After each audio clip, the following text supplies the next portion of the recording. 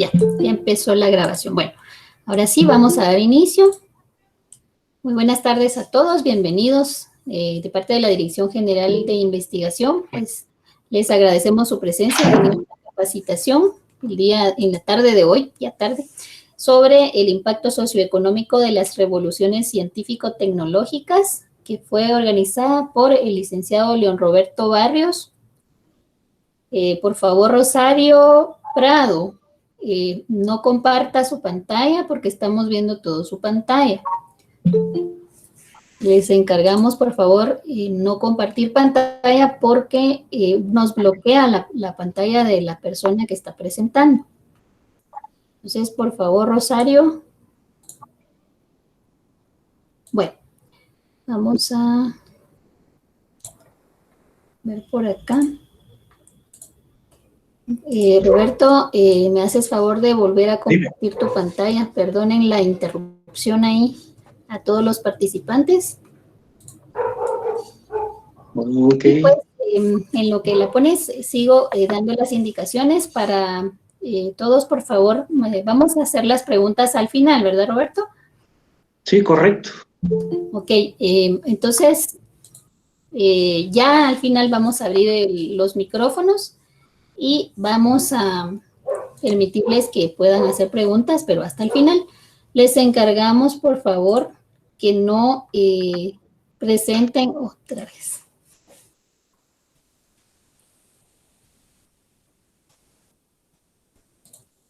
Que no presenten sus pantallas para evitar que nosotros podamos tener la visualización. Bueno, otra de las indicaciones, entonces, pues hablando de la capacitación del día de hoy, les estaba comentando que fue organizada por el Programa Universitario de Estudios para la Paz, coordinado por el licenciado León Roberto Barrios Castillo. Entonces, los dejo con el licenciado Roberto. Bienvenido, licenciado, y muchas gracias por esta capacitación. Adelante. Muchas gracias, Sonia, por el apoyo siempre eficiente de este tipo de transmisiones. Muchas gracias a todos por su recepción, por su sintonización este día. Vamos a iniciar hablando acerca del contenido que vamos a abarcar de acerca de 10.000 años en que han ocurrido estas 4 revoluciones científicas, empezando por los antecedentes de la ciencia, hablando brevemente acerca de la Grecia antigua, luego las 4 revoluciones tecnológicas que han ocurrido hasta la fecha, algunos indicadores muy importantes que tienen que ver con el desarrollo científico-tecnológico a nivel mundial, sobre el nuevo paradigma de la economía del conocimiento, cuáles son y han sido las principales consecuencias de estas revoluciones, y unas consideraciones finales ya casi como conclusión de la presentación.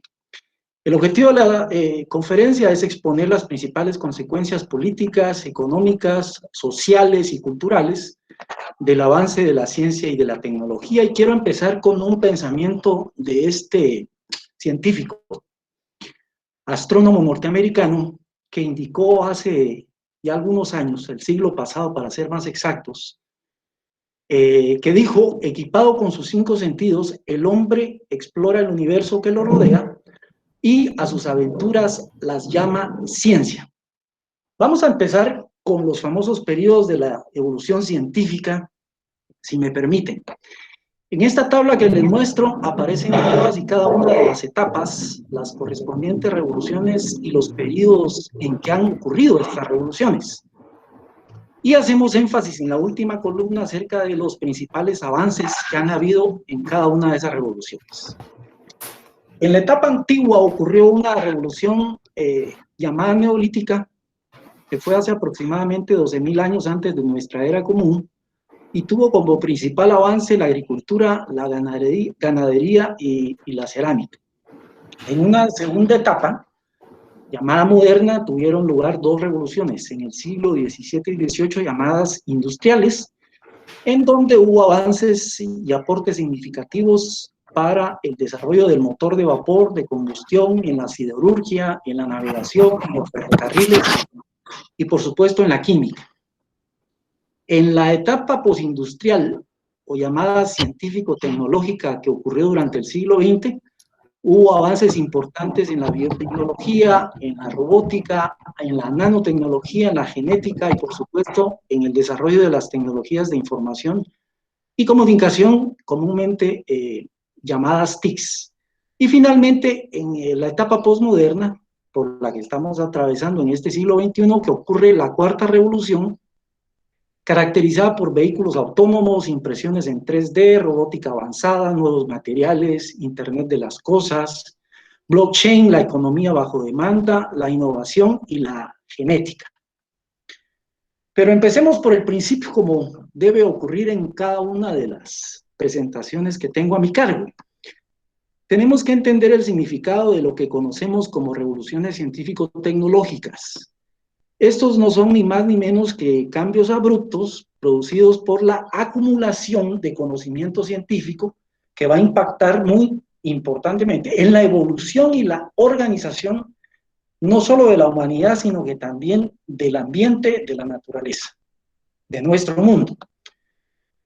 Las principales consecuencias de estas revoluciones científico-tecnológicas a lo largo de todos estos años son, en principio, pues el cambio y la transformación no solo cualitativa, sino cuantitativa para la humanidad y para la naturaleza, cambios cualitativos del pensamiento, la forma de pensar, el estilo de vida, las prácticas políticas, económicas, sociales, las formas de organización, las costumbres y los hábitos que han asumido o han adquirido las sociedades durante todo este tiempo. Y finalmente los cambios en la organización económica, tanto en la distribución, en el transporte, en la comunicación como en el consumo. Tenemos que referirnos en principio a la Grecia como la cuna de la filosofía y donde todo este, digamos, desarrollo del pensamiento de la humanidad inició. Este cuadro que ven aquí representa o ilustra la academia, que es donde Platón enseñaba a sus estudiantes, incluido por supuesto Aristóteles, y que empezaron antes de Platón, más específicamente en el siglo VI antes de nuestra era común, con la explicación de los fenómenos naturales que reemplazaran a los mitos. Y entonces, en tal sentido, los griegos fueron los primeros en dar una explicación racional del universo, que ya no estuviera basada exclusivamente en mitos. Y a ese conjunto de explicaciones lógicas, racionales, se le llamó filosofía.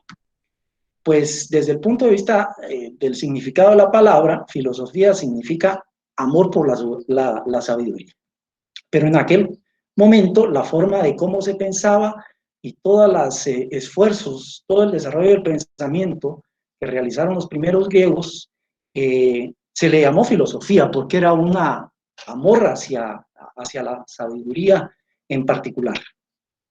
Y por supuesto, hubo en aquellos tiempos filósofos muy influyentes, entre los que podemos citar, por ejemplo, Sócrates, Platón y Aristóteles, aunque por supuesto una variedad de pensadores que en sus distintas disciplinas desarrollaron también su propio pensamiento y su propia explicación de los fenómenos naturales.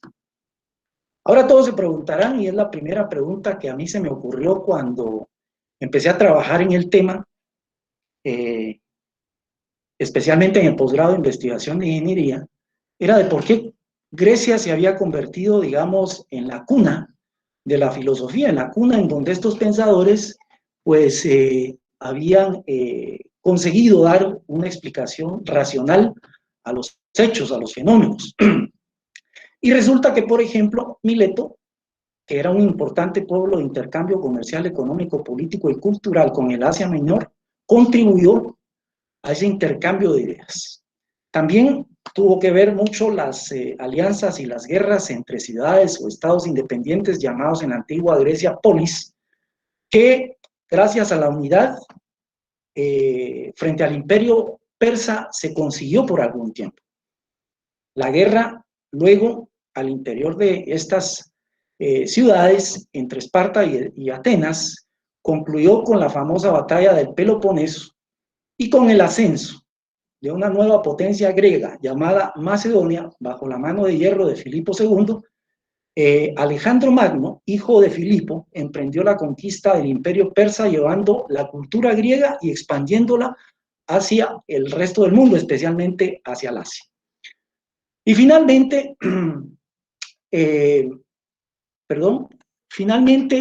la dominación romana, que absorbió la cultura griega y se encargó a través de su poderío, ¿ya?, de expandirla hacia el resto de Europa. Entonces, estas fueron causas de fondo que motivaron que desde Grecia, gracias al intercambio, a las guerras, a la expansión del Imperio Romano que conquista Grecia, es de que se expande todo ese pensamiento filosófico hacia el resto del mundo. Hay causas políticas en particular que explican también de por qué Grecia se convierte en esa cuna que dio origen al pensamiento filosófico. Y es que el razonamiento que empieza a desarrollarse en aquella época estaba muy relacionado con los ideales políticos. La organización democrática se basaba en la participación ciudadana, se promovió mucho esa participación ciudadana, especialmente en Atenas, en su época de apogeo, y en ellas, como parte de esa organización democrática, basada en esa participación, se desarrollaban asambleas de ciudadanos como medio de discusión que no tenían intermediarios, es decir, que eran abiertas, que eran en plazas públicas, porque no existían, digamos, las aulas que después se conocieron, ni todos tenían acceso, por ejemplo, a la Academia de Platón. Entonces, eran esos medios públicos en donde empezaron a reflexionar, a discutir los ciudadanos acerca de los fenómenos que acontecían en aquel momento, no solo naturales, sino también políticos, económicos y sociales. Y hay un tipo de asamblea o foro público que se llamaba la Eclesia, en donde se democratizaban este tipo de cuestiones, este tipo de discusiones, y era la principal forma de democracia ateniense en la antigua Grecia. Fue instalada por Solón, filósofo griego, en el 594 antes de nuestra era común, y tenía un carácter popular, abierto, ¿sí?, y dirigido, por supuesto, especialmente a los varones, con servicios militares, inclusive los famosos tetes, que en aquel tiempo eran, pues, simple y sencillamente los campesinos de la época. Aquí es donde el predecesor de Platón y de Aristóteles aparece, es el famoso Sócrates con su método inductivo, que indica de que los conceptos individuales o particulares, o a partir de estos conceptos individuales y particulares, se pueden obtener conceptos de validez universal, ¿verdad? Es decir, no necesariamente de lo particular a lo general, sino que de esos aspectos particulares podemos hacer inferencias de tipo universal, y ese método se expresaba de tres formas: la ironía, la mayéutica y el descubrimiento. ¿En qué consistía la ironía? La ironía consistía en que el maestro procuraba desconcertar a sus alumnos, ¿sí?, exponiéndolos a sus contradicciones hasta que el alumno estaba consciente de su ignorancia, para pasar a una segunda etapa llamada la mayéutica, en donde sale lo más innato del hombre por naturaleza, ¿no? En términos de reflexión, en términos de análisis, en términos de razonamiento, por ejemplo, para llegar finalmente al descubrimiento, es decir, un concepto nuevo y a su propia definición, pero una vez validada y pasada por esta interpretación. Y fue de ahí que nació la famosa frase acuñada a Sócrates, en donde decía: solo sé que no sé nada. Entonces, ese era el procedimiento al que exponía Sócrates a sus estudiantes, para demostrarle que efectivamente podían estar cayendo en la ignorancia, en la insensatez, y obligarlos por cuestiones muy naturales, provocando el razonamiento del hombre, a encontrar nuevos conceptos y a construir nuevas definiciones de esos conceptos. Luego viene Platón, que es el fundador de la academia. Él, pues, venía de una clase acomodada, de la nobleza griega, de padres acomodados, de dinero, y eso le valió para poder instaurar su famosa academia, en unos jardines que antes estaban dedicados a la adoración de un dios. Y es allí en donde convoca a los mejores pensadores para debatir, para razonar acerca de los distintos fenómenos. Y utilizaba un procedimiento que ahora conocemos como diálogos, en donde expone la teoría de sus ideas, en la cual se distinguía nuestro mundo visible y el mundo de las ideas. Si ustedes han leído, por ejemplo, la anécdota de la cueva, que la escribió en forma de diálogo, dirigiéndose a Sócrates, entonces van a poder comprender cómo hace esa correlación y esa interpretación del mundo visible y el mundo de las ideas. Luego su alumno más destacado fue Aristóteles, llamado el maestro de todas las ciencias, especialmente de las naturales. Fue el primero en hacer una clasificación de las ciencias y construyó un sistema que abarca 3 ramas de la filosofía en aquel entonces. El primer grupo, que estaba constituido por la metafísica, la física y la zoología; un segundo grupo por la política, la economía y la moral; y un tercer grupo por la poética, la retórica y la dialéctica. Eso ahora, en nuestros tiempos y hasta hace poco, se conocía como 3 áreas de conocimiento, la clasificación del conocimiento científico, que eran el área de conocimiento científico social, científico técnico y científico médico.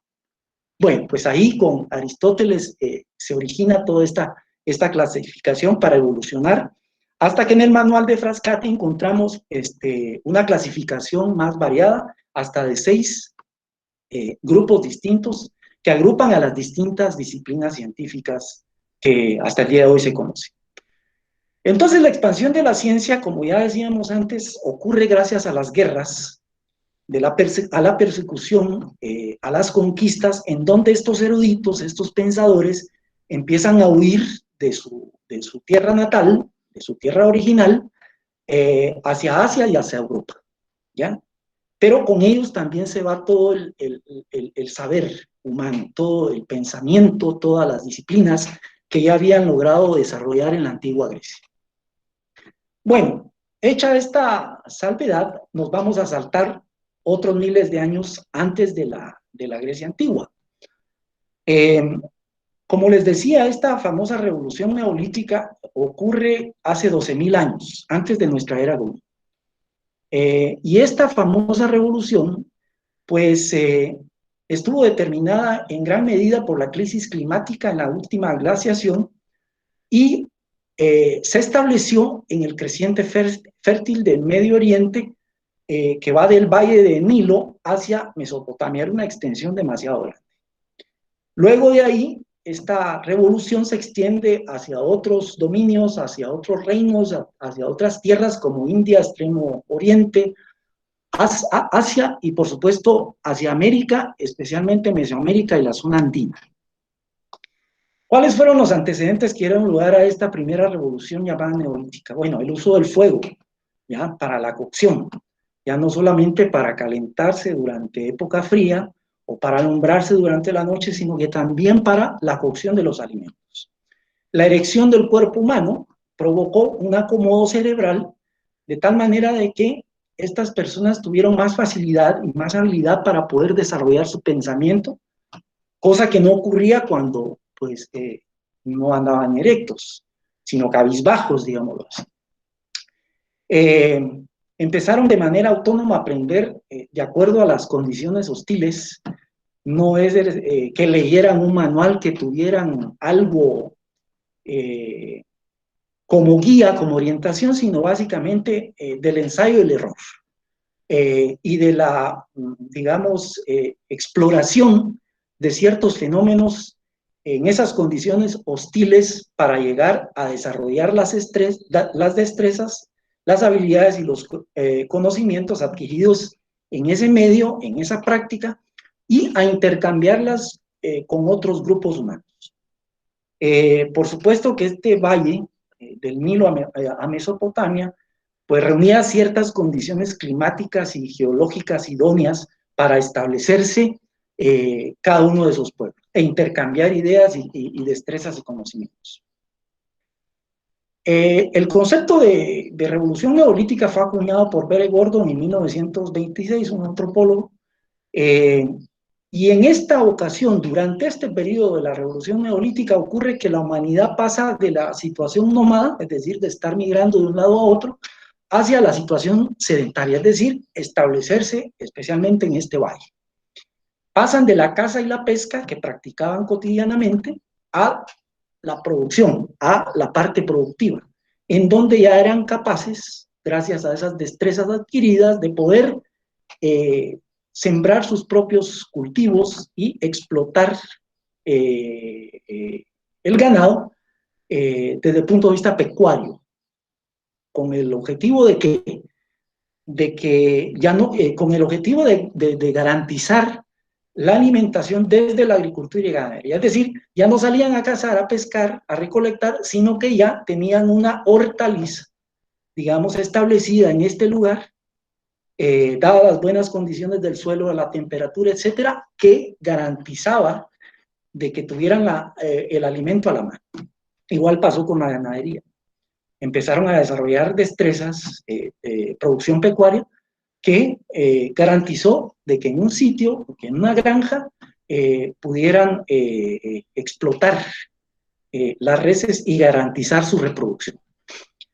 Con eso hubo además un aumento para tiempo de descanso, tiempo de relax, y eso permitió también motivar el desarrollo del pensamiento, ¿sí? Gracias al aumento de la productividad.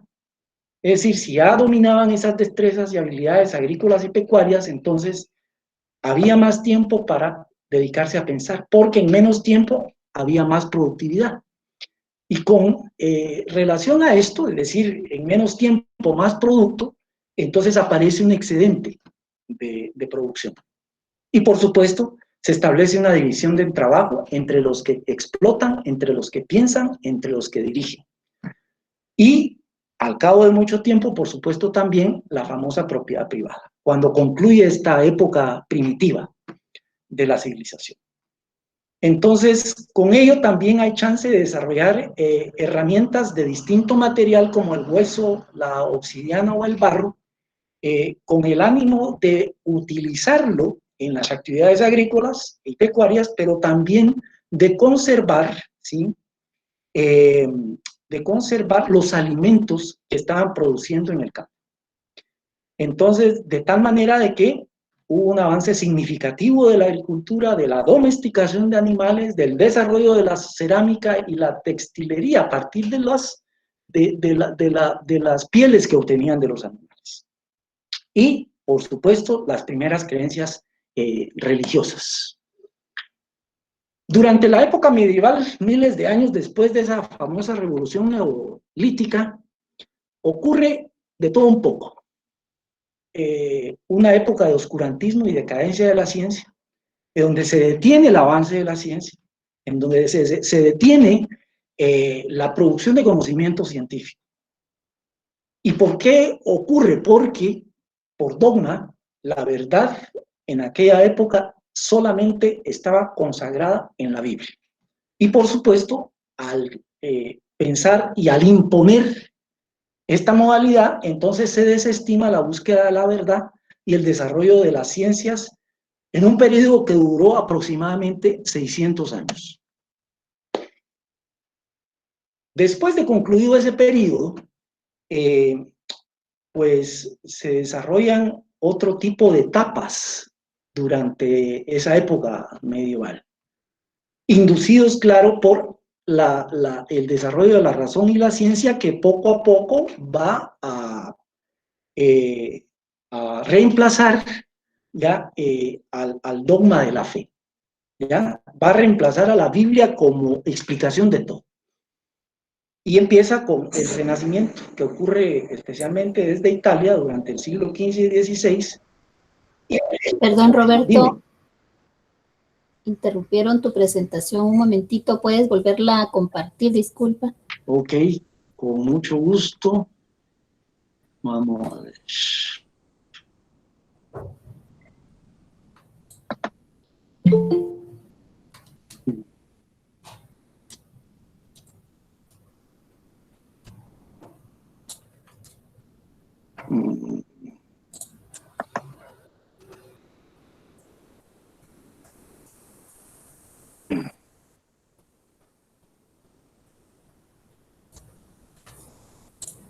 Perdonen los inconvenientes. Ya estamos. ¿Estamos listos ahí?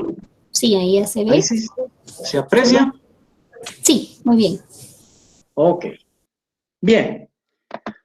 Entonces, decíamos de que con el Renacimiento se desarrollan las artes, las ciencias naturales, las ciencias humanas, y por supuesto eso de alguna forma influyó en el desmembramiento del cristianismo como único dogma y forma de explicar las cosas. Y el invento de la imprenta y el uso extensivo de la imprenta logró la producción masiva de libros que se fueron extendiendo al resto del mundo. Un siguiente movimiento que ocurre a continuación es la famosa Ilustración, en donde se disipan las tinieblas, digámoslo así, de la humanidad mediante las luces de la razón. Y esto ocurre hasta la Revolución Francesa.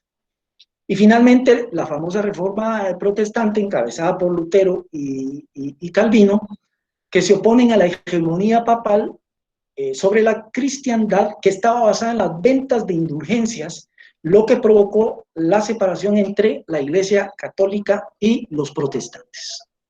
Bueno, muchos años después ocurre un segundo movimiento telúrico de la ciencia por los efectos que esto provocó para la humanidad y el mundo.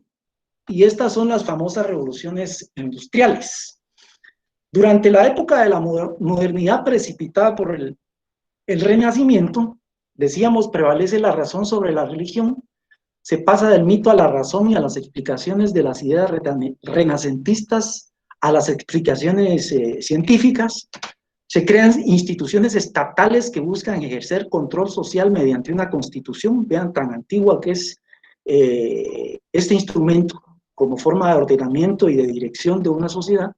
Y luego en la época postmoderna pues hay adelantos tecnológicos que modificaron y transformaron los estilos de vida, que produjeron una mayor integración y comunicación entre las civilizaciones y adelantos jamás imaginados, como por ejemplo la clonación, el estudio del genoma humano, el acelerador de partículas, la partícula de Dios, la física cuántica, etc.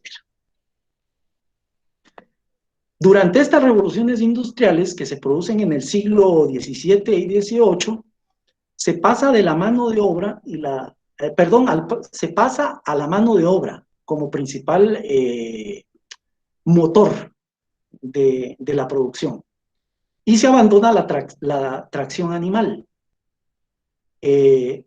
Pero con el tiempo y el desarrollo de los inventos, de maquinarias, de equipos, etc., la maquinaria en las fábricas sustituye en gran medida también a la mano de obra y a la tracción animal.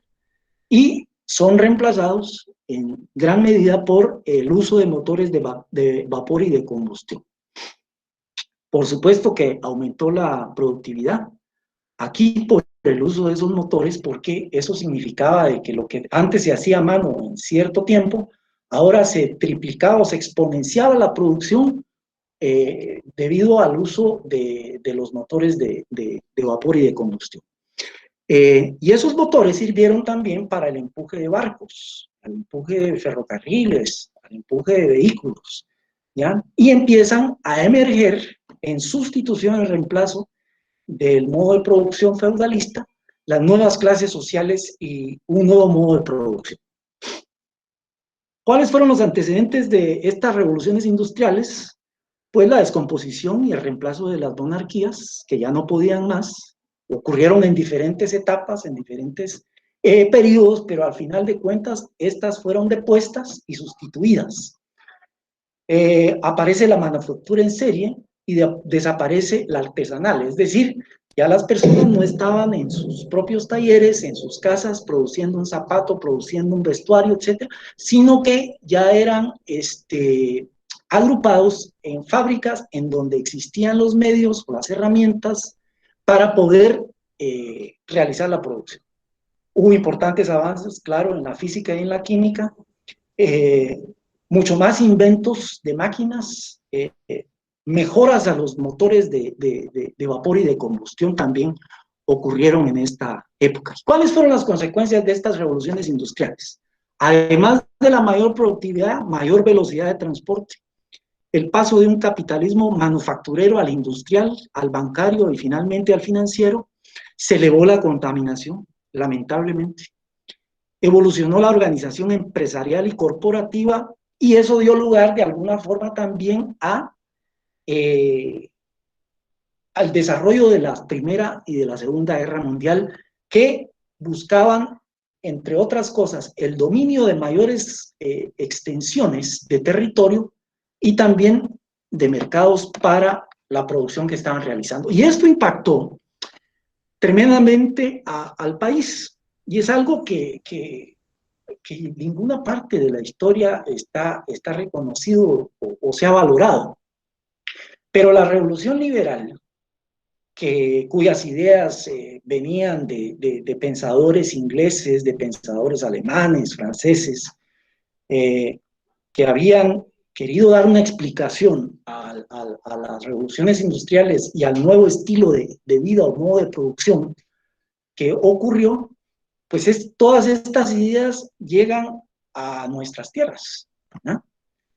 Y resulta que impacta, ¿ya?, a consecuencia del desarrollo de la química en la revolución, o es causa, mejor dicho, de la revolución liberal guatemalteca. ¿Por qué digo que de alguna manera el desarrollo científico de la química impactó en la revolución liberal guatemalteca, que encabezó Barrios y García Granados? Pues porque el añil hasta entonces era la principal, digamos, fuente de ingresos y de producto de exportación hacia Europa, que era un tinte muy natural que se utilizaba ya en la industria textil. Pero ¿qué ocurre en los laboratorios? Pues avanza la química y empiezan a desarrollar tintes artificiales, tintes químicos en esos laboratorios que van a reemplazar y van a causar una quiebra, una fractura en el crecimiento o en la exportación de añil como fuente de riqueza.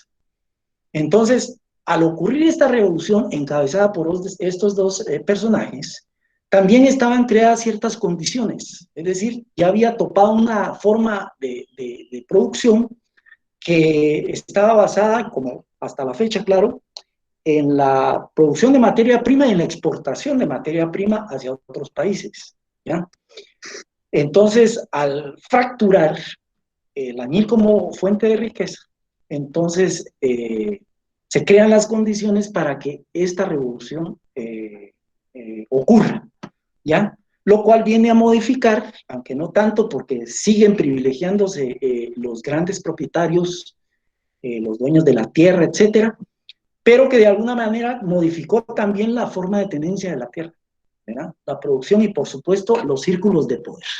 Si no, lean a Marta Harnecker en su libro de capitalismo, de linaje y racismo, y van a poder seguir el hilo conductor de todas estas familias que tuvo como origen o tuvo como cuna, digamos, la famosa conquista y luego la colonia. Luego pasamos a una revolución postindustrial, eso pasa muchísimos años después, de hecho hasta el siglo pasado. Empezamos a notar, digamos, ciertos avances en la ciencia, pero más fuertemente hacia finales del siglo pasado, ¿ya? Y que se intensifica a partir de este siglo, pero que consigue un avance importante en la biotecnología a través de producción de alimentos de laboratorio, de robótica a través de microchips y programadores, de las nuevas tecnologías de información y comunicación, el desarrollo nanotecnológico, ¿no?, la ciencia de lo más pequeño, que todavía está en auge, y por supuesto la genética. Con esto se crean también las condiciones para la famosa cuarta revolución industrial. Este personaje que ustedes ven acá en la foto es Klaus Schwab, es un hombre ya de 83 años, 80 años. cuya profesión es economista, pero también es empresario alemán, egresado de la Universidad de Harvard, y quien fundó el famoso Foro Económico Mundial desde 1971. Y quien escribió un libro que está disponible en internet, así se llama, La Cuarta Revolución Industrial, de este autor, en donde explica todas las innovaciones y toda la evolución que la ciencia, que se ha identificado en la ciencia en tan poco tiempo, porque no dejan o no paran de producirse nuevos conocimientos, nuevas innovaciones, etcétera, en todos los ámbitos de nuestra vida. Y como creador del Foro Económico Mundial, pues resulta que es una organización que dicen que recibe cooperación tanto pública como privada y que se reúne anualmente en la provincia de Davos, en Suiza, ¿verdad? Y tiene su sede en Ginebra. Seguramente muchos de ustedes alguna vez, por accidente, dado que digamos para muchos no es esto de su interés, pero en las noticias se comenta, se publica mucho y se habla mucho acerca de este Foro Económico Mundial. ¿Por qué? Porque en ese Foro Económico Mundial, digamos, este está financiado por 100 empresas miembros, todas, por supuesto, grandes corporaciones, ¿ya? Que tienen una facturación de 5.000 millones de dólares al año, ¿ya? Para poder pertenecer a este foro, que dicen que no tiene filiaciones e intereses políticos, ni partidarios, ni nacionales, pero ha sido capaz desde 1971 a la fecha de influir en el curso de los acontecimientos mundiales. Y eso, en eso no podemos ignorar el tema de la ciencia, el tema de las guerras, el tema del petróleo, etc. Aquí es donde se decide el destino de nuestra civilización a nivel mundial. ¿Cómo se caracteriza esa cuarta revolución de la que habla Schwab? Bueno, primero por la velocidad con la que ocurre, ¿no? Es a un tiempo exponencial más que lineal o aritmético, ¿verdad? Porque una nueva tecnología es capaz de engendrar o promover o procurar tecnología más nueva y por sobre todo más poderosa. Otra característica es el hecho de que tiene una amplitud y profundidad tremenda. Se basa en la revolución digital y combina múltiples tecnologías que están llevando cambios de paradigmas sin precedentes. Hay un impacto de los sistemas, es decir, la transformación de sistemas complejos dentro y entre países, entre y dentro de empresas, industrias y, por supuesto, de la sociedad en su conjunto. ¿Cuáles son las megatendencias que se identifican en esta cuarta revolución industrial? Pues hay de índole físico, digital, biológico, que a su vez se subdivide en genética y en biología sintética. Entre las megatendencias físicas podemos identificar los vehículos autónomos, como camiones, drones, aviones y barcos que pues, son autónomos por el hecho de que son operados ya a control remoto. Bueno, lo más próximo que hemos visto de esto son los famosos drones, ¿no? Porque hay drones domésticos que usted puede comprar en el mercado con un permiso de aeronáutica para poderlo utilizar en diferentes ámbitos de su vida. Claro, en otros lugares pues lo utilizan para otro tipo de exploraciones y documentales que realizan sobre eventos científicos.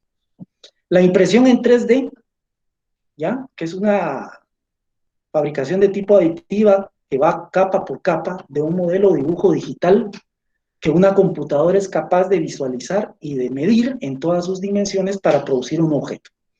La robótica avanzada, ¿ya? Que de alguna manera está reemplazando, bueno, y desde hace muchos años, en la producción de una serie de bienes, como por ejemplo, vamos, el automóvil. Si ustedes han visto documentales sobre fabricación de automóviles, van a notar de que estos ya son hechos por robots, ¿no? Que de manera exacta ya pueden instalar cada una de las partes, por ejemplo, del vehículo en cuestión de 23 horas. y tener caminando un vehículo en cuestión de 23 horas. Y luego el desarrollo de nuevos materiales como los polímeros termoestables reciclables, que además son regenerativos. Como parte de las megatendencias digitales, también se identifica el Internet de las cosas, así le llama Schwab, que es la relación que hay entre productos, servicios o lugares con la gente, y que es posible gracias al uso de tecnologías conectadas y plataformas varias, ¿de acuerdo? Es decir, es un medio que acerca a las personas con los productos, con los servicios. Digamos, esto está de moda, se puso muy vigente ahora en estos tiempos, que entregas a domicilio por medio de un pedido que se hace por computadora, una plataforma de la empresa, para una entrega a domicilio a través de una moto. En otros países han avanzado a tal extremo que esas entregas se hacen por medio de drones, por ejemplo, en donde no se expone a la persona al contacto con otra persona y, por supuesto, al contagio. Entonces, todo depende de qué país estemos para que podamos visualizar eso. Pero en este momento, y desde hace algún tiempo para acá, han aparecido ese tipo de medios que aproximan a las personas con las cosas, con las mercancías, en donde ya la persona no tiene que ir a un almacén, a un centro comercial a comprar su cosa, sino que le llega por medio de Facebook, que sabe identificar cuáles son sus gustos, cuáles son sus preferencias, y en la medida de eso mandarle el anuncio que a usted le interesa. En las megatendencias digitales también se identifican las famosas etiquetas de información por radiofrecuencia, que es la que aparece ahí en esa botica de la derecha, que son dispositivos pequeños, adheridos, prácticamente es una etiqueta pegable, digámoslo así, que tienen pequeños dispositivos que se pueden adherir a mercancías, a personas y animales, incluso, y pueden transmitir en tiempo récord a una computadora la identidad mediante el uso de las ondas de radio. Saber por dónde va la mercancía, hacia dónde se dirige, incluso una persona qué hace o deja de hacer, etc. También está el famoso blockchain o libro de contabilidad. Este es un protocolo muy seguro por el cual una red de ordenadores verifica colectivamente transacciones antes de que pueda ser registrada y aprobada. Lo que está de moda en este momento es las famosas monedas virtuales, que empezó con el famoso Bitcoin, ¿ya? Que es una moneda que usted compra, ¿ya? Por un valor. De hecho, la Bitcoin, cuando empezó a demostrar su competencia, tuvo tanta demanda que el precio del Bitcoin se encareció hasta más de $1000 por cada moneda. Y el otro es una moneda virtual, un Petrocoin es una moneda virtual que está, por ejemplo, utilizando Venezuela para evadir, porque este es el propósito de este tipo de monedas virtuales, los bancos centrales. Es decir, este tipo de moneda, usted la adquiere, hace pagos con esa moneda, hace transacciones con esa moneda, entonces resulta que esa transacción no pasa por ningún banco central. Entonces, Venezuela la está utilizando como un medio frente al bloqueo financiero del que está siendo víctima desde algunos años. Entonces, es una... Pero recientemente, ya China ya lanzó, o va a lanzar, está próxima a lanzar, mejor dicho, la famosa divisa virtual, que es diferente a la Bitcoin. En este caso, por ejemplo, la Bitcoin no tiene ningún respaldo, pero el petro sí tiene un respaldo, que es toda la producción petrolera y de oro que existe en Venezuela. Es ilimitado, de tal manera que usted no va a perder ninguna inversión al utilizar esto. Claro, China es el mayor acreedor de esta moneda, la compró por miles de millones, ¿no? Y es por medio de esta moneda que puede hacer los pagos con diferentes países que también la pueden usar y que no pierde valor y por supuesto no arriesga a la persona a perder, ¿verdad? Como por ejemplo ustedes ven el dólar, a veces sube, a veces baja por circunstancias provocadas desde los mercados bancarios y financieros. Esta no, ¿verdad? Esta es una medio de pago distinto. Entonces China está por lanzar, como les decía, su divisa virtual, que también está respaldada por toda su producción, ¿ya? Está garantizado, ¿ya? Y con el tiempo, de manera gradual, va a reemplazar a la moneda vehículo de pago a nivel mundial, que es el dólar. También en estas megatendencias digitales identificamos las economías bajo demanda. Bueno, para hacerla más fácil, son personas individuales que ofrecen servicios a usuarios que los necesitan. Como por ejemplo el Uber Eats, ¿no? Usted tiene hambre, no puede salir, entonces hay toque de queda, mañana y pasado.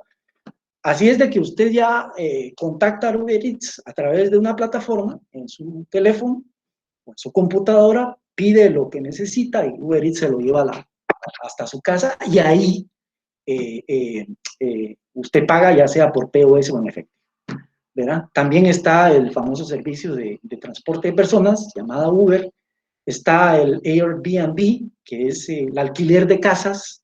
Hay personas que tienen casas que no las tienen en uso y que han visto esto como un potencial para poderlas alquilar a turistas, tanto nacionales como extranjeros. Si ustedes quieren ir, por ejemplo, un grupo grande a Antigua, ¿ya? Pasar un fin de semana allá, en lugar de ir a pagar un hotel caro, pues pueden buscar en la página de Airbnb las casas que promueven este tipo de rentas, de alquileres. Entonces usted la puede alquilar viernes, sábado, domingo, y hay una cuota que usted tiene que pagar, ¿de acuerdo? Y por supuesto el famoso servicio de mensajería Globo. Entre las megatendencias biológicas están pues el famoso proyecto de genoma humano, que ya fue concluido a un costo de 2.700 millones de dólares, mediante la cual, ya del conocimiento de todo ese proyecto, de cada uno de los genes del ser humano, ya podemos, bueno, ellos, los científicos, los genetistas, están en la capacidad de poder hacer tratamientos particulares a personas y darle seguimiento a enfermedades.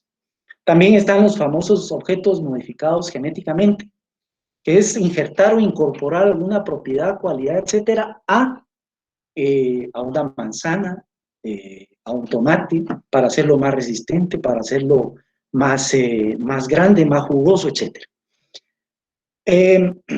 Y por supuesto también con todo esto deviene la capacidad para modificar el curso de las enfermedades cardiovasculares o cánceres, es decir, un seguimiento más próximo de esas enfermedades gracias a el trabajo que hacen científicos de seguir la línea de experimentación, no solo de una enfermedad, ¿verdad? Por ejemplo, como lo que está ocurriendo ahorita. Es decir, hay grupos de científicos en el mundo que están trabajando desde Europa, América Latina, Norteamérica, Asia, en la búsqueda de un tratamiento infectivo, de una vacuna infectiva contra el coronavirus. Ya lo hallaron en el caso de la influenza, del MERS, del SARS. Entonces esperaría que a finales de año ya dispusiéramos de esa vacuna. Entonces esto es para ilustrar, digamos, cómo la ciencia desde el punto de vista biológico está desarrollando esos tremendos pasos para poder dar una solución a todo ese tipo, incluso de enfermedades genéticas. Pero claro, hay riesgos a la seguridad internacional que implica la cuarta revolución industrial, que tiene que ver con la guerra cibernética, con la guerra autónoma. Es decir, esto significa despliegue de robots militares, armamento automatizado, que domina la inteligencia artificial, el cambio climático en la naturaleza como modificador de los conflictos. Es decir, conforme vaya escaseando el agua, por ejemplo, vamos a ver ya las guerras por el agua. De hecho, ya están ocurriendo algún tipo de estrategias para poder apoderarse de ciertos mantos de agua subterráneos que están, por ejemplo, en el cono sur de América del Sur. Hay un manto demasiado grande, hay otro manto en América del Norte. Bueno, ellos la tienen, la distribuyen en la parte central de América del Norte. Entonces, esto de alguna manera también va a cambiar la modalidad de conflicto. La capacidad de conectividad, la fragmentación, el malestar social que va a provocar esto, digamos, con motivo del desarrollo tecnológico. Pensemos, por ejemplo, en el hecho de que haya una fábrica que sea capaz de sustituir completamente la fuerza de trabajo y que esa fuerza de trabajo quede desempleada. ¿Qué otro tipo de conflictos van a ocurrir? Como los está provocando, por ejemplo, esta pandemia. La guerra autónoma a través de drones, armas autónomas, la militarización del espacio, que ya lo anunció Estados Unidos desde el año pasado, armas planeadoras hipersónicas, ya Rusia desarrolló un misil hipersónico que es capaz de recorrer miles de kilómetros y alcanzar, por ejemplo, desde Rusia a Norteamérica en cuestión de minutos, ya no de horas. Dispositivos portátiles, manufactura aditiva, energía renovable, nanotecnología, armas biológicas, bioquímicas y redes sociales. Todo esto es parte de una guerra entre países para ser pioneros en el desarrollo de ese tipo de materiales y de armas.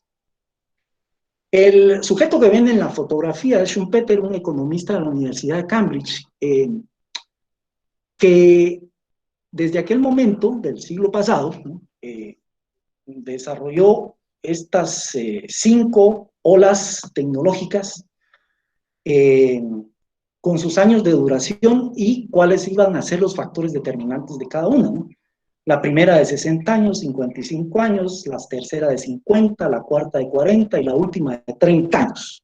Bueno, entonces aquí hay desarrollos en cada una de esas olas tecnológicas que van desde la energía hidráulica a los textiles del acero hasta redes digitales, software y TICs. No nos vamos a detener mucho en eso.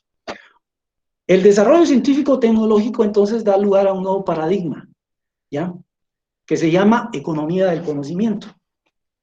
Es decir, en este paradigma lo que se hace es pasar de la producción de materia prima a la producción de materia gris.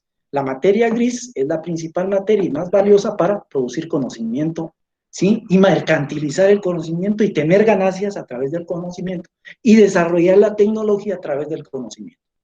Entonces, hay un cambio como la rutina permanente, inversión en capital humano y transformación de la información en conocimiento.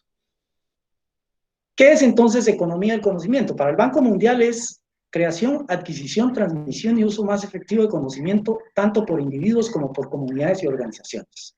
Y para OCDE, en la producción consiste en la producción, distribución y uso del conocimiento mediante el rápido avance de la ciencia, tecnología de información y comunicación. Como ven, la tecnología va a depender absolutamente del conocimiento. Y es así como transitamos de la mano de obra barata, que produce manufacturas sin mayor especialización y basada mucha en conocimiento vulgar, especialmente en países de menor desarrollo, a una en el que el trabajador produce productos intangibles, transforma conocimiento, transforma información para creación de otras tecnologías más innovadoras. Estos son algunos de los indicadores de ciencia y tecnología en el mundo para que podamos apreciar un poco el valor que la ciencia tiene para el desarrollo de la humanidad.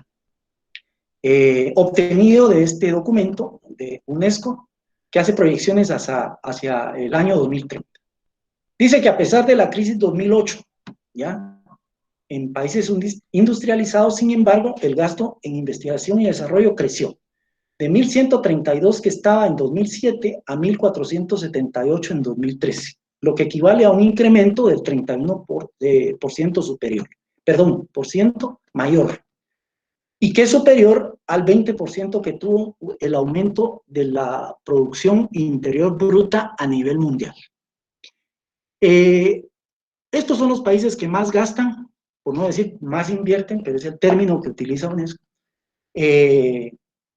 en investigación y desarrollo. Estados Unidos a la cabeza, 28%, China 20%, Unión Europea 19%, Japón con el 10% y el resto de países el 23%. La cifra de investigadores en el mundo, de acuerdo a la misma fuente de UNESCO, suman hasta la fecha de hoy 7,8 millones de científicos Es un 20% más de lo que habían en 2007. La población dedicada, por ejemplo, en ciencia y tecnología en los países del norte, los más desarrollados, es del 2%. En tanto que en los de menos desarrollo, que están en el grupo de los países del sur, es del 0,05%, ni siquiera el 1%. Y mayoritariamente toda esta producción, todo este personal está concentrado en la Unión Europea, que representa el 22% a nivel mundial. Le sigue China con un 19% y Estados Unidos con un 16%. Las publicaciones, que son aquellas que se hacen en revistas científicas, en este índice de citas publicada en esta plataforma de Web of Science, aumentó en un 23%, pasando de 1.029.000 a 1.270.000 publicaciones. La mayor parte, claro, proveniente de los países de más desarrollo. El mayor incremento porcentual registrado fue el de artículos científicos procedentes de economías de ingresos medios y se debió principalmente al fuerte incremento que han hecho en ciencia y tecnología y en las publicaciones. Por ejemplo, China, que invirtió 151% en sus publicaciones. Estados Unidos es el país de origen de la gran mayoría de artículos científicos publicados en 2014 en el mundo, que van de 25% del total de artículos editados a nivel mundial, pero inferior al 2008, es decir, aquí hubo un descenso en la tasa de publicaciones. El porcentaje representado por las publicaciones científicas de China, por ejemplo, dio un gran salto pasando del 9,9 al 20% en un periodo de 2008 a 2014. Considerados en su conjunto, los 28 países de la Unión Europea son los más productivos del mundo. Los científicos provenientes de esta región publicaron 432.000 artículos científicos, algo más de un tercio del mundial y un promedio de 847 publicaciones por cada millón de habitantes. Solo la Unión Europea. Aquí, pues, el número de investigadores dedicados a investigación y desarrollo por cada millón de habitantes, en donde aparece Austria, Bélgica, China, Argentina, Cuba y, lamentablemente, Guatemala, en donde solo hay 27, según esta estimación, científicos por cada millón de habitantes. Cuba, que es la excepción en toda la región y que le ha metido mucha candela, mucha inversión al tema de la ciencia, a la educación, ciencia y tecnología, tiene hasta 1.083 científicos por cada millón de habitantes. Su gasto en actividades científicas respecto al PIB va de 1,7%, el gasto en investigación científica el 0,7%, número de científicos, pero también aquí hay personal de apoyo, asistentes, etcétera, de 2.000 por cada millón de habitantes. Entidades dedicadas a investigación científica, 222, trabajadores dedicados a actividades científicas, 95.000, centros de investigación, 120, jóvenes innovadores, 140.000 y empresas innovadoras, 2.000. ¿Cuáles han sido los hitos de la medicina cubana en particular, en donde se han especializado más?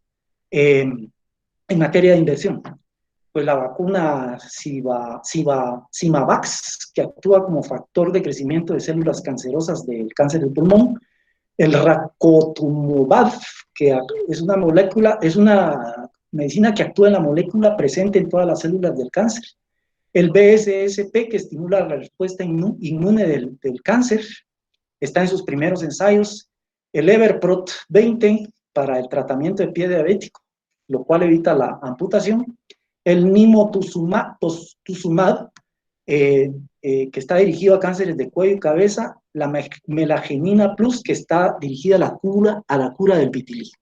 Bueno, y no digamos del interferón, que aunque no es creación cubana, pues la han producido a tal extremo que en conjunto con un laboratorio chino están produciendo en masa para tratar la enfermedad actual.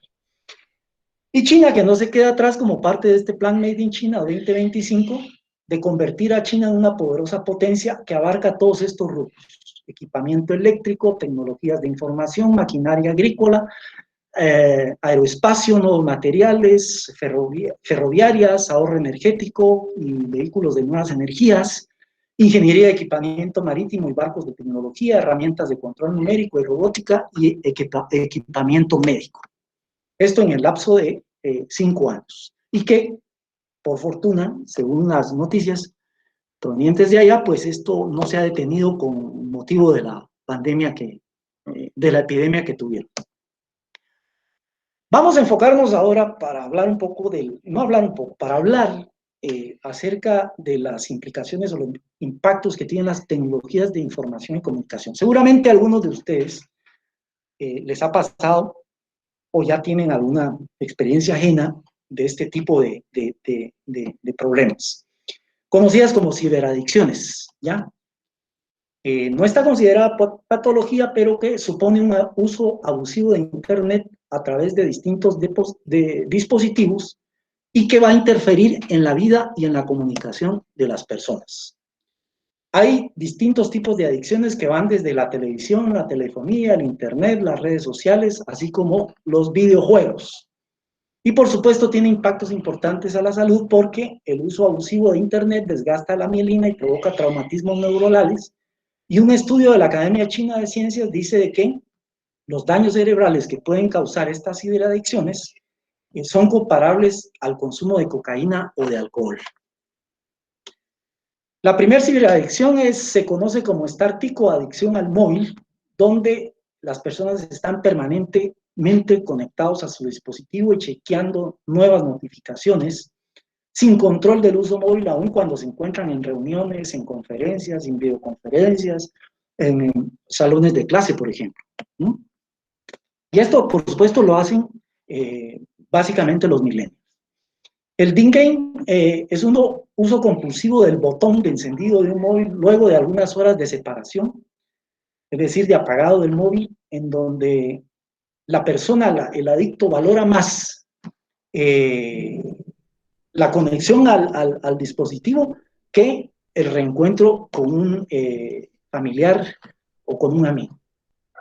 El backlog de depresión, que son las personas que sufren episodios de estrés y depresión al no revisar los mensajes y correos acumulados, y esto produce altos niveles de ansiedad y la calma, pues, muy difícilmente llega. El famoso divorcio digital.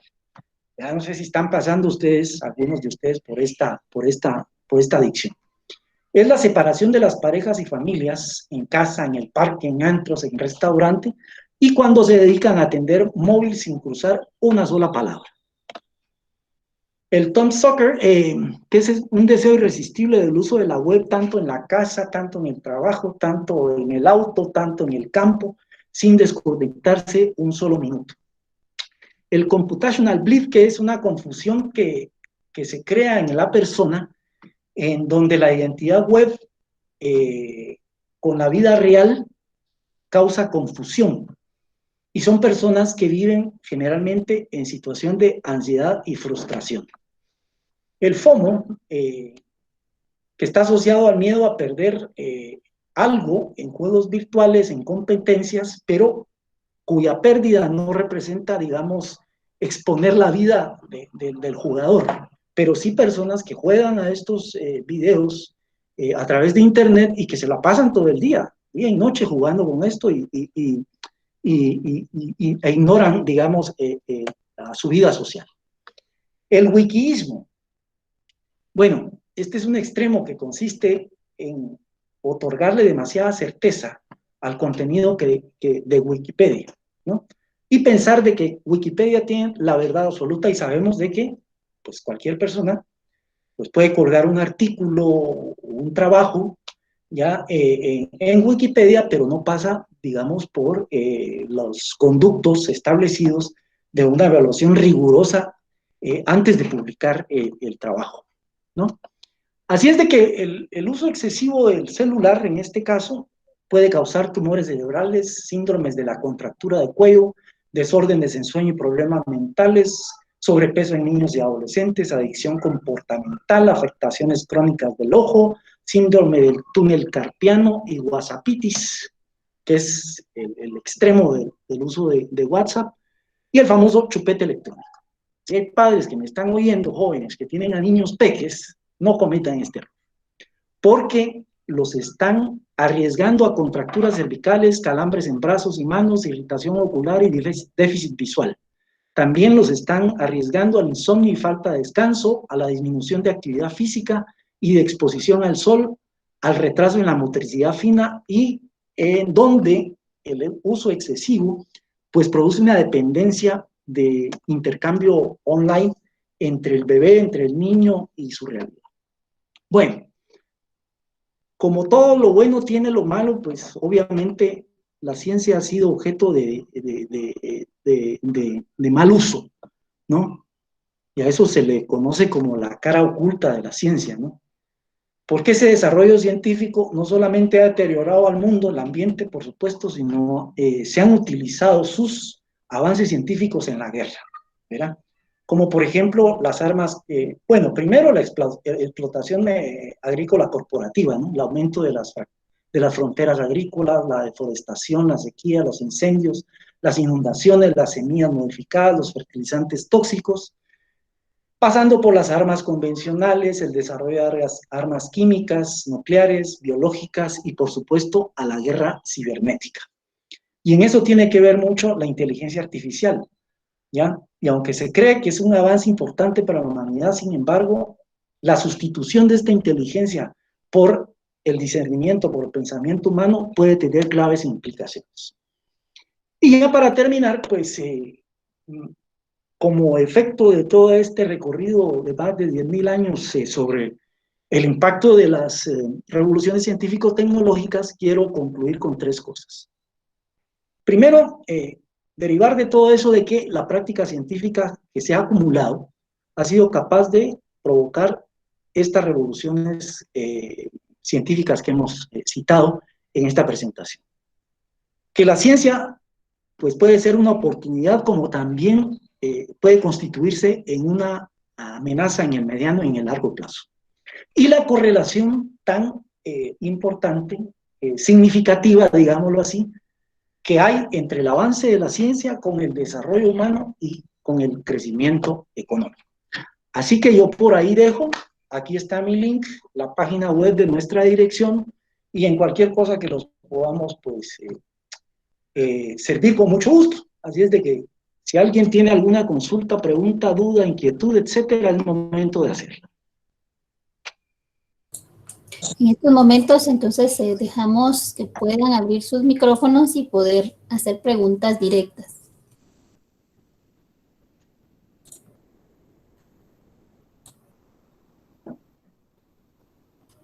Todo está explícito. Para quienes deseen y no logren en dónde es que se activa, en la parte inferior les aparece una barrita automáticamente al bajar con el mouse. Ahí pueden activar su micrófono.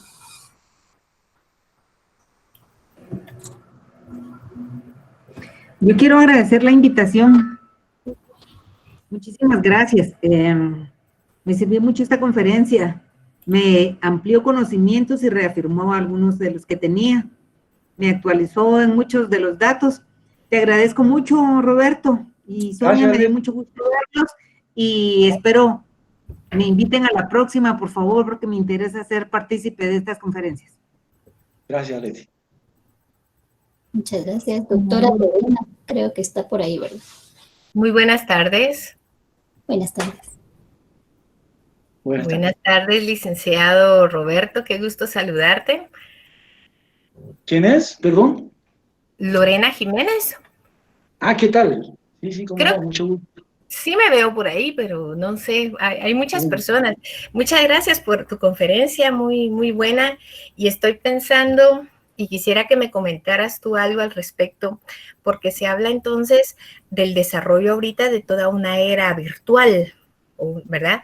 En donde entonces, pues estamos como obligados a llevar una vida, aparte de una vida real y física, una vida dentro de estos medios, ¿verdad? Y desde luego se ha vuelto de manifiesto esa importancia con cuestiones educativas y cuestiones así, que hoy por hoy es el único medio que tenemos disponible para comunicarnos. Entonces, si tú has leído algo al respecto de esta era virtual o este que bien relacionado como hipermundo también, si fueras tan amable, Roberto. Gracias, Lorena. Gusto de volverte a saludar después de tantos años. Mira, qué bueno. Es cierto. Que este Un tipo de abrazo. medios nos acerque, aunque sea Sí, de manera excelente. virtual. Bien. Muy bien. Hace unos días, hace 15 creo que fue, traté el tema acerca de cómo va a impactar el uso de las plataformas virtuales, no solo en el medio de esta crisis, esta emergencia, sino para el futuro, porque prácticamente está conmoviendo la mentalidad de la gente y induciéndola a que piense de que en el futuro muchas cosas van a cambiar, como va a pasar, por supuesto, y que nos va a llevar a un nuevo nivel de relación, ya que no va a ser persona a persona, sino que ya más basada en la necesidad de utilizar el medio virtual como forma de comercio, como forma de consumo, como forma de comunicación, inclusive como forma de diagnóstico médico, porque ya está pasando en algunos casos. Bueno, esto tiene sus implicaciones para las relaciones interpersonales de la humanidad. Yo no creo que sea tan próximo ni tan rápido el hecho de que las plataformas virtuales vayan a, por lo menos en nuestro país, ¿no? Vayan a reemplazar, ¿no?, de manera tan rápida los salones de clases presenciales, ¿de acuerdo? Esto va a ocurrir conforme el tiempo, porque de hecho, en aquella ocasión yo lo decía, la pandemia nos agarró tan de sorpresa de que ningún establecimiento ni universidades estamos preparados para esto. Y hacemos un uso demasiado, se está haciendo un uso, mejor dicho, demasiado excesivo y abusivo, digamos, de la plataforma virtual para educar, de los niños hasta los adolescentes, hasta las personas universitarias. Entonces, pero sin duda hay otros lugares en donde este medio va a ir avanzando y se va a ver como una necesidad, como te digo, de implementarlo de una vez y por todas. ¿Cómo se llama? De una vez y por todas estas plataformas virtuales. Pero eso tiene que ser con sumo cuidado. Y no digo que hay unos países que han desarrollado estas plataformas virtuales de manera exitosa, pero es algo que como guatemaltecos deberíamos de desarrollar para que responda a las características de nuestro sistema educativo. Gracias. Por ahí preguntaban de un diplomado, pero yo le compartí a Sonia uno de estos días de que estoy con la idea de realizar un diplomado virtual sobre el tema de elaboración de protocolos de investigación. Básicamente dirigido a tesistas, sean universitarios o de posgrado, pero también asesores de tesis. Creo que hay una deficiencia muy importante en el tema de la asesoría de tesis, porque da lugar a muchas confusiones al estudiante a la hora de elaborar tesis. Bien, ahí lo dejo. Muchas gracias, licenciado. Hay preguntas acá en el chat. Andy Rodríguez pregunta, la coyuntura actual del COVID-19, sumado a esta revolución científica, ¿estará proyectando cambios de mayor inversión en producción de conocimiento por parte de la DIGI, bajo respaldo de las autoridades universitarias? Es pregunta. Les pregunta, de hecho hace como 20 días se convocó a todos los profesionales universitarios de San Carlos para que presentaran algunas iniciativas de investigación en el marco de esta pandemia, ¿verdad? Habían distintos ejes temáticos ahí que se proponían. Debería hacerse así. Yo estoy de acuerdo y coincido con el Consejo Superior en solicitar al gobierno, y eso debió haberse hecho desde el principio, de convocar a todos los científicos expertos en la materia para poder ir encontrando alternativas y modelos que contribuyan al combate de la pandemia, ¿verdad? Pero sí estoy absolutamente de acuerdo que se tiene que hacer esa inversión. Pero esa inversión tiene que venir desde arriba y tiene que convocar a todos los pensadores de las distintas universidades y centros de investigación para que cada uno desde su propia disciplina aporte algo, ¿verdad? Y aquí nadie puede ignorarse, ni antropólogos, ni economistas, por ejemplo, u otras disciplinas sociales, sino que al contrario, todos tienen que contribuir para hacer el combate a la pandemia, como lo han hecho en otros países además. Muy bien. Katy Bobadilla pregunta, ¿usted considera que las máquinas van a reemplazar la mayoría de trabajos actuales y qué impacto tendría para la economía? Aquí no va a ser tan rápida esa implementación, porque no estamos preparados. Hay otros países que ya lo han venido haciendo desde hace mucho tiempo, ¿verdad? Porque su desarrollo científico-tecnológico en materia de información y comunicación está mucho más adelantada, mucho más innovada, mucho más desarrollada. Entonces cuentan con los medios y la inversión además para poder hacer ese tipo de trabajo virtual, desde el comercio, el trabajo, la educación, etc. Incluso el intercambio comercial. Pero en nuestro país yo lo veo no tan próximo. Pasarán algunos años ya antes de que todos asumamos como modelo esta comunicación virtual. Acá hay algunos comentarios, entre ellos Mayra Luna acaba de indicar acá, distintas universidades en el mundo indican que 2021 no regresan a la presencialidad, dice. Ese es un comentario que pone Mayra Luna. No sé si alguien quiere abrir su micrófono para hacer alguna otra pregunta o si quieres comentar sobre este comentario. Válida la redundancia. Bueno, esperemos si hay otra pregunta y si no, bueno. Pero sí estoy de acuerdo con eso. De hecho, nosotros regresamos hasta el 21. El resto del mes, según el Consejo Superior, vamos a seguir pues trabajando virtualmente, por lo menos en materia de educación. Ahora administrativa, pues habrá que ver. Muy bien. Eddie David López creo que tiene abierto su micrófono. Sí, buenas tardes. ¿Se me oye? Buenas tardes, sí, se escucha. Sí. Gracias. Roberto, buenas tardes. Gracias por la presentación. Un comentario y duda a la vez. En tu exposición, yo digo que entre líneas se escuchó se oyó lo de la coyuntura histórica, política, en el marco de lo que expusiste. Me explico. Me parece que el dominio político que hemos tenido en la historia en buena medida determina la tecnología también predominante, aunque exista posibilidades de lo que en nuestro caso podríamos llamar tecnología apropiada, la cual entendería yo tampoco es despreciable, aunque no tenga el mérito que se le da a lo que el sistema impone.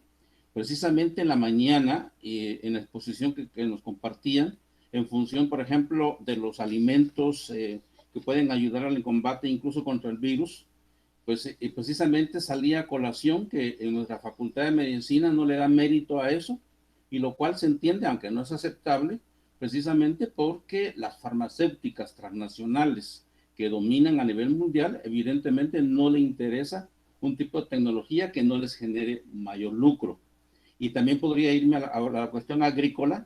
Hoy por hoy en muchas partes se está volviendo a tecnologías que se llamaban en su momento obsoletas, pero que hoy por hoy se valorizan como prácticas que pueden ayudar en función del calentamiento global, la recuperación de la capa agrícola, en fin, tecnologías que en algún momento no son tomadas en cuenta, no son valorizadas, pero que efectivamente en el entorno en que se desarrollan tienen un valor importante, me parece. Correcto, colega, gusto de saludarte nuevamente. Fíjate que lo que ya dijiste acertadamente hay que añadir el tema del rol, o el rol mejor dicho, que el Estado tiene en el combate a esta pandemia. Y vemos asimetrías entre un Estado fuerte como Rusia, como China, por ejemplo, como Alemania, Italia incluso, que ha hecho una inversión no solo en el desarrollo científico para la vacuna, sino en inversión de equipo, en desarrollo de tecnologías, etcétera, para que la pandemia se detenga, se suavice la curva y por ende desaparezca, en lo que por lo menos aparece una vacuna en el mercado. que seguramente va a aparecer, porque hay experiencias clínicas de prueba de algunas vacunas que ya se está haciendo, especialmente en Alemania, en Rusia y en China. Nosotros como país dependientes y como herederos de un modelo que todavía tiene características coloniales, vas a Occidente y lo vas a notar, por ejemplo, ¿verdad?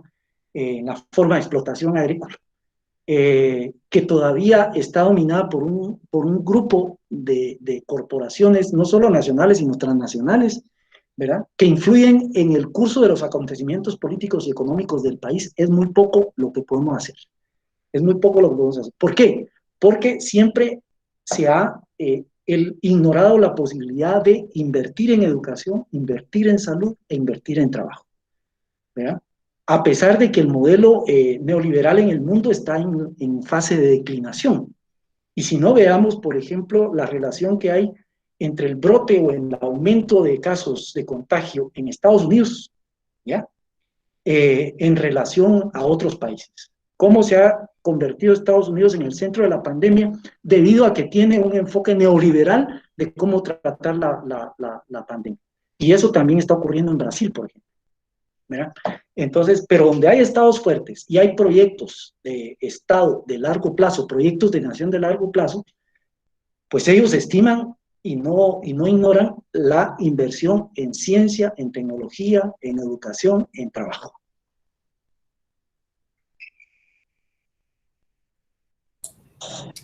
Muy bien, ¿alguna?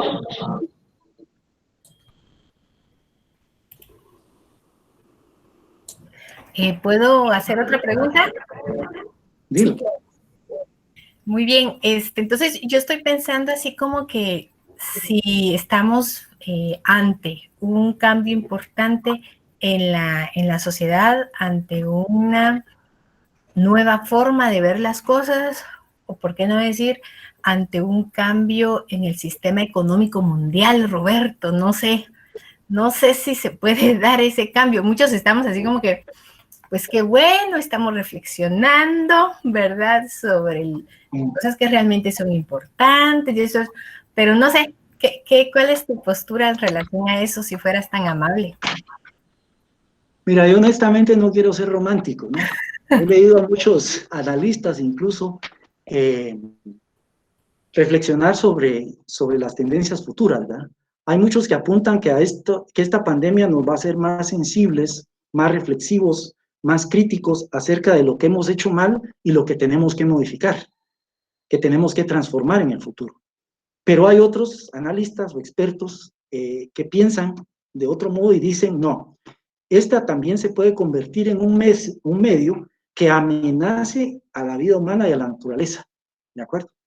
En donde, aprovechando la debilidad causada por la pandemia, el impacto emocional, el impacto psicológico de la pandemia en el mundo, no solo en el país, en el mundo, se ha aprovechado como una debilidad para que el neoliberalismo emerja con más fuerza, ¿de acuerdo? A pesar de que lo hemos notado, lo hemos comprobado, de que esa forma de sistema atenta contra la vida humana, como atenta también contra la naturaleza. Un indicador de esto es de que durante todo el tiempo que ha durado la cuarentena en el mundo, la capa de ozono se ha ido cerrando, ¿ya? Y pues también la contaminación ha ido disminuyendo, ¿ya? Y es a partir de lo cual que muchos expertos reflexionan, que esta es la enseñanza que deberíamos de aprender. Pero mientras seamos dominados por las corporaciones transnacionales que van a decidir cuál es el destino del mundo y cuál va a ser el rol además de resistencia de los países de mediano desarrollo tardío, entonces allí veremos cuál de los dos modelos se va a implementar y qué cambios deberíamos tener, porque no hay que reñir con la tecnología, sino aprovechar aquella que sirva para nuestro desarrollo, pero con respeto a la vida humana y con respeto a la naturaleza.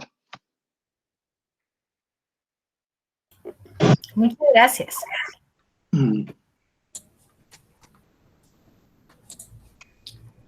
¿Tenemos alguna otra pregunta?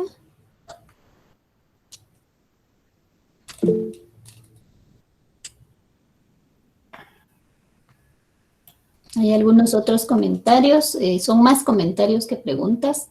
También hay agradecimientos a tu presentación, Roberto. Gracias. Por ahí leí algo en relación a la inversión que está perdiendo Guatemala, ¿no? Realmente nosotros durante muchos años, y nos lo han impuesto, especialmente en el ámbito económico y comercial, de que las inversiones extranjeras directas pues sirven como medio de, como un medio para que el país crezca como economía, cuando en realidad son otras cosas las que se están demostrando, dados los indicadores. Aquí el problema es de que no solo el país va a pasar por una recesión crítica de la economía, sino que es el mundo entero, ¿de acuerdo? Entonces, y cuando todo el mundo está deprimido, el arranque para un nuevo modelo va a ser mucho más, digámoslo así, sacrificado, pienso yo. Entonces, todos perdemos con esta pandemia. Pero, claro, hay grupos más vulnerables que pierden mucho más que los grupos económicos de poder. No solo en el país, sino en el mundo. Muy bien. ¿O alguna última pregunta? ¿Alguien quisiera realizarla directamente antes que demos cierre? Comentarios veo por acá por el chat. Se está evidenciando que la tecnología va a sustituir al trabajo humano, otra revolución industrial, indica Roberta Solórzano. Yo no creo que sea otra revolución industrial, sino es parte del mismo desarrollo de la cuarta revolución que refería a Schwab en su libro. Entonces, lo que pasa es de que se está, a través de una innovación, se está desarrollando nuevas innovaciones con mejor tecnología y con más fuerza, ¿verdad?